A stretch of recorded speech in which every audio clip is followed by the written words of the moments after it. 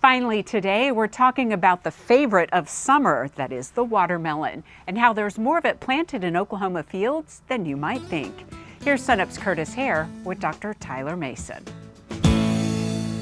As Lyndall mentioned, we're catching up with Tyler Mason, our OSU Extension vegetable specialist. And Tyler, we're talking watermelon today. You have some right here. Yeah. And watermelon, is actually a bigger crop than most people would think in the state. It really is. It's an economically important crop for Oklahoma. On average, an annual year, we're number 12 in the nation for watermelon production. You wouldn't even have thought about that. I know, and a lot of it has to do with how sandy our soils are. So they perk water really well, and watermelon is somewhat drought tolerant. And that makes it, a little more manageable than some of your solanaceous crops like tomatoes or peppers, which are pretty demanding of water. And, what we're looking for in the watermelon market is seedless. That's what the average customer wants. The days of producing a 25 or 35 pound watermelon, they're kind of behind us. That's a little bit too big for the modern 4-person family.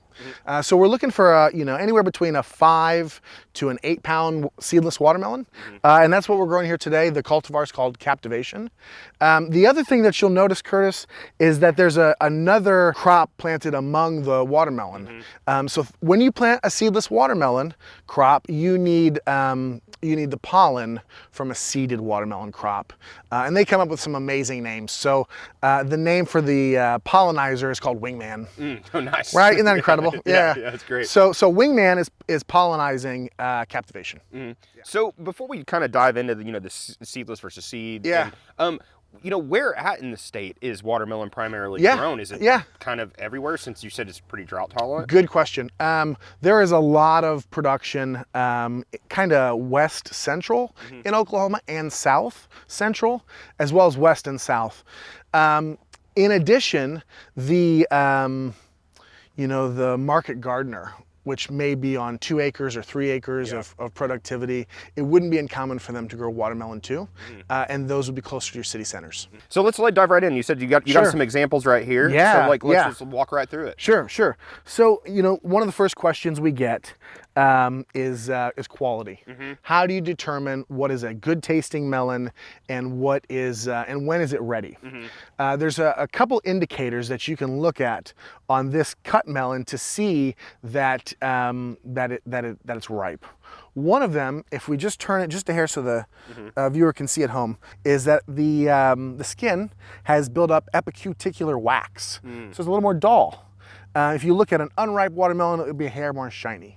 And then another key indicator is the yellow belly. Oh, okay. Yeah. Once it gets that yellow spot, you know that it's ready. So what about actually in the fields when we're talking about ripeness? You obviously can't cut into every watermelon to see if it's ripe. There are a couple key indicators that plant physiological maturity. The first indicator is when you walk through the field, you're looking for that dull melon. Then after that, you want to look at the tendrils. The tendrils are the grabbies of the plant. And when they turn brown, that's usually a very good indicator that it's ripe. And then if you move away from the watermelon, 2 or 3 tendrils away, if those are brown, you've got a pretty good chance that that's a ripe melon. But the best way to see if it's ripe is thumping them. Oh, okay, cool. Yeah. So what does that entail? You want to try one? Yeah, absolutely. All right, great. Okay, cool. So this is something like even I could do. So just give it a good tap. Yeah. Maybe harder? A little harder. There you go. Yeah. Yeah. All right. Yeah. Try this one. Oh yeah, definitely. It's just a little bit louder and more of a thud. More of a thud. So this one's ripe right here. Yep.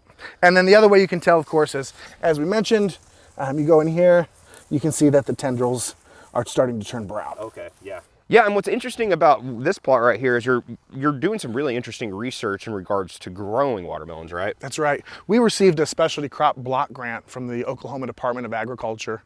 We're trying to understand if we can produce this crop with less water.